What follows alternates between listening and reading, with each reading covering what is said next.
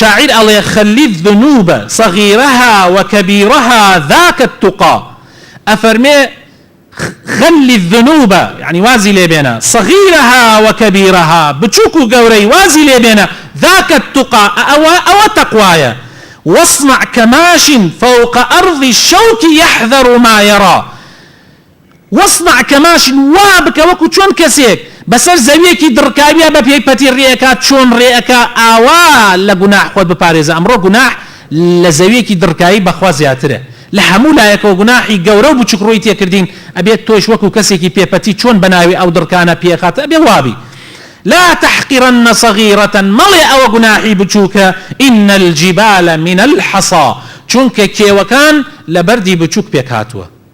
او كيو قورا اي بيني بردي بچوكا دي گناحي بچوك ايوتا كيوي ايوتا شاخي دواء ويشاري ناكي كبوبا شاخي چي لغلا اكي ابي آقامان لخومان بي زور وريابين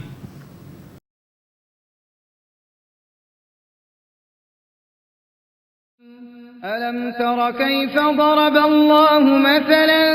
كلمة طيبة كشجرة طيبة